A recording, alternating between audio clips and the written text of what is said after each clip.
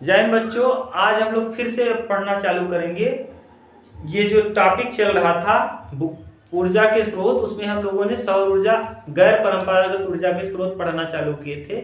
गैर परंपरागत ऊर्जा का स्रोत किसे कहते हैं? ऊर्जा का ऐसा स्रोत जिसका उपयोग हम बार बार कर सकते हैं, यानी नया नया नवीकरणीय ऊर्जा का स्रोत। जैसे सौर ऊर्जा हो गया, इससे आधारित उपकरण हमने देख लिया था। सौर कुकर, सौर पैनल, सौर सेल क्या होता है, पवन ऊर्जा क्या होता है, गतिशील हवा को हम लोग पवन कहते हैं, ये सब हमने देख लिया है। आज हम लोगों को देखना है भूतापीय ऊर्जा। भूतापीय यानी पृथ्वी की जो भूपर्पटी है, इसमें गर्म मैग्मा जो होता है, यानी अंदर जो है बहुत धधकता हुआ है। जियोग्राफी में आप पढ़ेंगे कि अंदर अभी भी गर्मी बहुत है, ये धधकता हुआ है। और धधकती हुई गर्मी जब बाहर निकल नहीं पाता है तो कभी कभी ये चट्टानों में फंस जाता है, और इन चट्टानों में गर्मी निकलने का स्थान कहीं न कहीं से व्यक्तियों के द्वारा पाइप डाल करके निकाल लिया जाता है।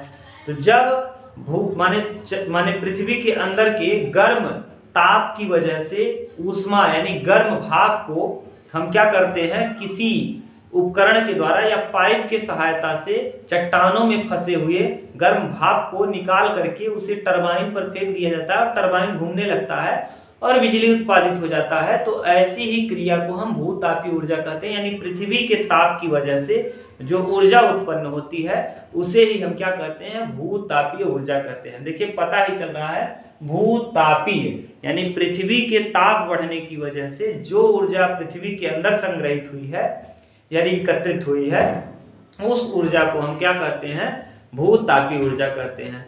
भूतापीय ऊर्जा कहीं कहीं बच्चों ये भूतापीय ऊर्जा पानी के कुंड में निकलना चालू हो जाती है, जिस वजह से उस पानी का कुंड जो होता है वो गर्म रहता है, यानी धधकता हुआ, माने ऐसा रहता है जैसे अदहन हो, यानी जैसे गर्म उबला हुआ पानी हो। तो लोगों में ये मान्यता हो जाती है कि जैसे बद्रीनाथ है, यहाँ गर्म कुंड है।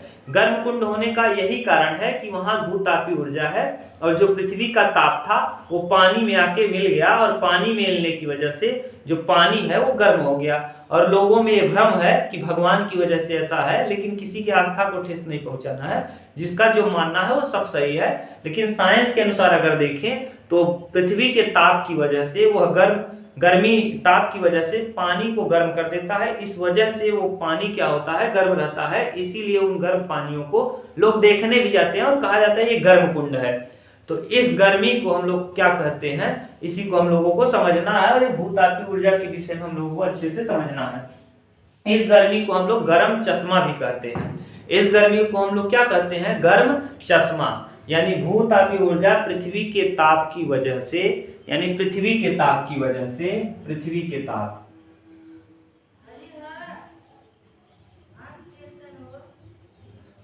ताप की वजह से जब कभी भी,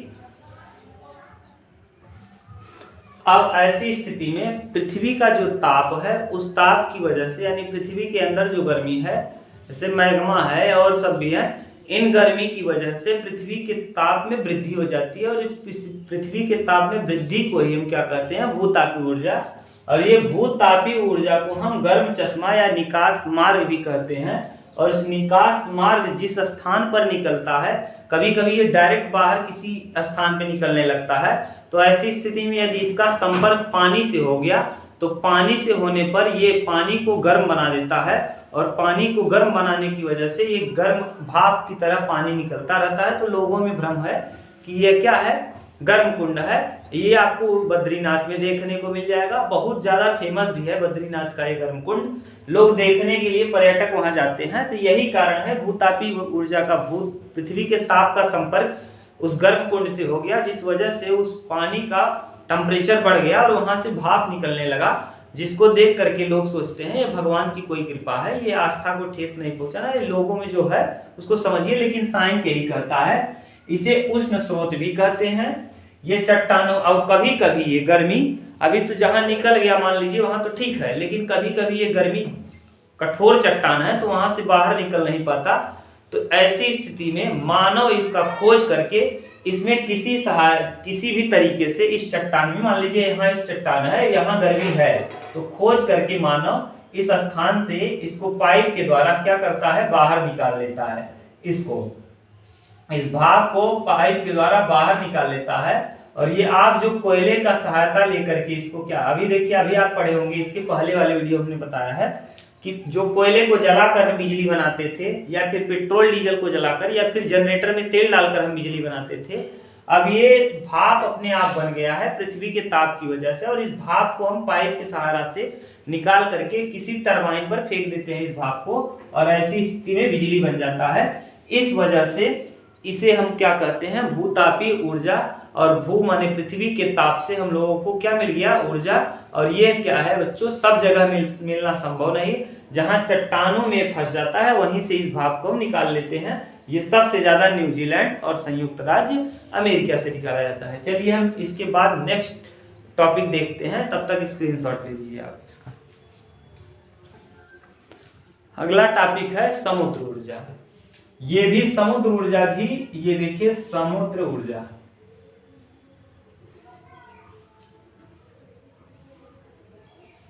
ये भी ऊर्जा का गैर परंपरागत स्रोत है, अर्थात ये भी समाप्त होने वाला नहीं है।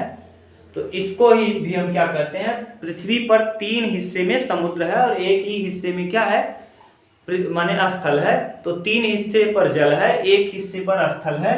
तो समुद्र जो है ये भी एक कैसा गैर परंपरागत ऊर्जा का स्रोत है, अर्थात यह नवीकरणीय ऊर्जा का स्रोत है। हर वर्ष बारिश की वजह से समुद्र का स्तर तथा बर्फ के पिघलने की वजह से समुद्र का स्तर बढ़ता रहता है। तो ये भी समुद्र भी एक गैर परंपरागत ऊर्जा का स्रोत या नवीकरणीय ऊर्जा का स्रोत है। और समुद्र ऊर्जा के अंतर्गत 3 प्रकार की ऊर्जा को हमको पढ़ना है। तो आपसे प्रश्न पूछेगा, समुद्री ऊर्जा के अंतर्गत हमें कितने प्रकार के ऊर्जा का स्रोत पढ़ना है, तो 3 प्रकार का। तो समुद्री ऊर्जा में हम लोगों को कितने प्रकार का देखना है बच्चों, 3 प्रकार का ऊर्जा का स्रोत देखना है।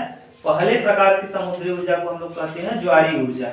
ज्वारीय ऊर्जा का स्रोत क्या होता है, ज्वारीय ऊर्जा के स्रोत के लिए ज्वारीय ऊर्जा, तरंग ऊर्जा और महासागरीय ऊर्जा, ये नवीकरणीय ऊर्जा के स्रोत हैं। चलिए, नवीकरणीय ऊर्जा के स्रोत के अंतर्गत समुद्री ऊर्जा भी आता है। इसमें 3 प्रकार, समुद्री ऊर्जा के कितने प्रकार होते हैं, 3 प्रकार। एक ज्वारीय ऊर्जा, इसके अगर प्रकार की बात करें, ये नवीकरणीय ऊर्जा का स्रोत है, या परंपरागत ऊर्जा, नवीकरणीय या परंपरागत, नवीकरणीय या परंपरागत, इसी को हम लोग क्या कहते हैं, ज्वारीय। इसके कितने प्रकार हैं, समुद्री ऊर्जा के 3 प्रकार। एक ज्वारीय ऊर्जा, दूसरा ज्वारीय ऊर्जा है, तरंग ऊर्जा है और महासागरीय ऊर्जा है, महासागरीय। तो यही आपसे प्रश्न पूछेगा, और यहां से पूछेगा तो समुद्र ऊर्जा कितने प्रकार का, तो 3 प्रकार का। पहला ए है ज्वारीय ऊर्जा, बी है तरंग ऊर्जा और सी क्या है, समुद्र ऊर्जा, महासागरीय ऊर्जा। तो यानी जो ज्वारीय ऊर्जा है, ज्वार और भाटा 2 चीजें होती हैं। जब चंद्रमा और पृथ्वी मेघ के बीच आपस में गुरुत्वाकर्षण होता है, तो ऐसी स्थिति में समुद्र की लहरें इस प्रकार से उठना और गिरना चालू कर देती हैं। जो इस तरीके से समुद्र की लहरें चलती हैं, तो ऊपर जो होता है इसे उच्च ज्वार कहा जाता है, उच्च ज्वार। और जो नीचे की तरफ है इसे निम्न ज्वार या भाटा कहते हैं, निम्न ज्वार, निम्न ज्वार। और इसी को एक और शब्द में कहते हैं, ऊपर वाले को ज्वार और नीचे वाले को हम लोग कह देते हैं भाटा। तो ज्वार और भाटा, ये ज्वार क्या है, यह समुद्र की लहरें ऊपर उठती हैं और किसकी वजह से, चंद्रमा, यानी चंद्रमा और पृथ्वी के आकर्षण की वजह से, पृथ्वी के आकर्षण की वजह से इन दोनों में आकर्षण बल लगता है। और आकर्षण बल की वजह से जो समुद्र का पानी है वो ऊपर उठता है और नीचे बैठता है। तो ऊपर उठने को ज्वार और नीचे बैठने को भाटा कहा जाता है। इस वजह से भी समुद्र में एक ऊर्जा उत्पन्न होती है जिसे हम लोग ज्वारीय ऊर्जा कहते हैं। ये तरंग ऊर्जा क्या है, जो जब समुद्र की लहरें एक तरंग के रूप में चलना चालू कर देती हैं, तो इस प्रकार से जो ऊर्जा प्राप्त होता है उसे तरंगी ऊर्जा। और महासागरीय ऊर्जा किसे कहते हैं, जब सागर का तापमान गहराई अधिक होने की वजह से इसका तापमान 20 डिग्री से, जो देखिए 20 डिग्री से अधिक होकर पहुंच जाता है, तो इसमें अगर 20 डिग्री तक का अंतर आ जाता है या फिर और इससे भी ज़्यादा अंतर आ जाता है, तो इन अंतर को हम लोग एब्जॉर्ब करके किसी क्रिया द्वारा, किसी गैसीय प्रक्रिया द्वारा इसको हम बदल देते हैं। तो ऐसे ही प्रोसेस को हम लोग क्या कहते हैं, महासागरीय ऊर्जा। तो महासागरीय ऊर्जा के विषय में ये समझ लीजिए, ये है कंप्लीट। अगला टॉपिक है नाभिकीय ऊर्जा। नाभिकीय ऊर्जा किसे कहते हैं, नाभिकीय ऊर्जा। देखिए, किसी परमाणु के नाभिक में, परमाणु है इसके नाभिक में उपस्थित, किसी परमाणु के नाभिक में उपस्थित ऊर्जा को हम लोग नाभिकीय ऊर्जा कहते हैं। किसी परमाणु के नाभिक में उपस्थित ऊर्जा को हम लोग नाभिकीय ऊर्जा कहते हैं। ये तो हुआ नाभिकीय ऊर्जा कहते किसे हैं, किसी भी परमाणु के नाभिक में उपस्थित ऊर्जा को नाभिकीय ऊर्जा कहते हैं। और नाभिकीय ऊर्जा दो तरीके से हो सकता है, एक नाभिकीय संलयन के द्वारा और एक नाभिकीय विखंडन के द्वारा। नाभिकीय संलयन, तो नाभिकीय ऊर्जा संलयन के द्वारा, और दूसरा विखंडन के द्वारा, विखंडन के द्वारा। तो नाभिकीय ऊर्जा कितने प्रकार से हो सकता है, नाभिकीय संलयन और नाभिकीय विखंडन। संलयन किसे कहा जाता है, जब दो या दो से अधिक छोटे छोटे नाभिक आपस में, एक नाभिक, दो नाभिक, तीन नाभिक, ये जब दो या दो से अधिक छोटे छोटे नाभिक आपस में मिल करके एक बड़े नाभिक का निर्माण कर देते हैं, तो ऐसी ही स्थिति को हम लोग नाभिकीय संलयन कहते हैं। और नाभिकीय विखंडन कब होता है, जब एक नाभिक, जब कभी एक बड़ा नाभिक कई नाभिक में छोटे छोटे नाभिकों में टूट जाता है, तो ऐसी घटना को हम लोग क्या कहते हैं, नाभिकीय विखंडन कहते हैं। नाभिकीय संलयन में भी और नाभिकीय विखंडन में भी बहुत अधिक ऊर्जा मिलती है। अगर नाभिक जुड़ेगा तब भी ऊर्जा इसका बढ़ेगा, और नाभिक के टूटने पर भी इससे नाभिक से क्या निकलते हैं, ऊर्जा। तो नाभिकीय ऊर्जा किसे कहते हैं, किसी परमाणु के नाभिक में उपस्थित ऊर्जा को नाभिकीय ऊर्जा कहा जाता है।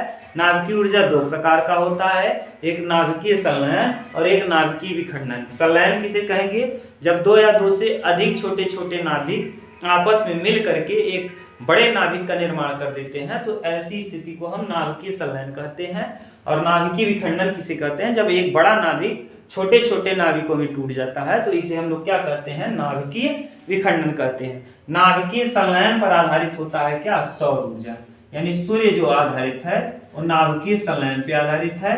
और जितने भी बम हैं, जैसे परमाणु बम है, परमाणु बम ये किस पे आधारित है, नाभिकीय विखंडन पर। तो परमाणु बम नाभिकीय विखंडन पर आधारित होता है, जबकि नाभिकीय विखंडन पर, और जबकि सूर्य जो है वो नाभिकीय संलयन पे आधारित है। इसमें न्यूट्रॉन सबसे महत्वपूर्ण भूमिका निभाता है। अगर न्यूट्रॉन का मान 1 से अधिक है तो रेडिएशन बहुत खतरनाक होता है। अर्थात न्यूट्रॉन, नाभिकीय संलयन और नाभिकीय विखंडन, विखंडन में न्यूट्रॉन बहुत अहम भूमिका निभाता है। कौन चीज, न्यूट्रॉन। और न्यूट्रॉन की वजह से ही बच्चों क्या होता है, रेडिएशन। ये रेडिएशन इतना खतरनाक होता है कि जहां न्यूट्रॉन की संख्या ज्यादा हो गई तो वहां रेडिएशन इतना जबरदस्त होता है कि वहां जाना एक चेरनोबिल दुर्घटना है। वहां न्यूट्रॉन की मात्रा अगर 1 से अधिक हो जाए तो न्यूट्रॉन घातक रूप धारण कर लेता है। तो अब आपको समझ में आया होगा कि नाभिकीय विखंडन क्या है, नाभिकीय संलयन क्या है और नाभिकीय ऊर्जा क्या है। ये चैप्टर आपका फिनिश। अब हम लोग अगला चैप्टर चालू करेंगे जिसका नाम है पर्यावरण और पारिस्थितिकी तंत्र। अगर आप चैनल पे नए हैं तो चैनल को सब्सक्राइब कर लीजिए और बेल आइकन को दबा दीजिए, जिससे टाइम टू टाइम आपको नोटिफिकेशन मिलता है। मिलते हैं नेक्स्ट वीडियो में बच्चों, तब तक के लिए thank you, take care, bye bye.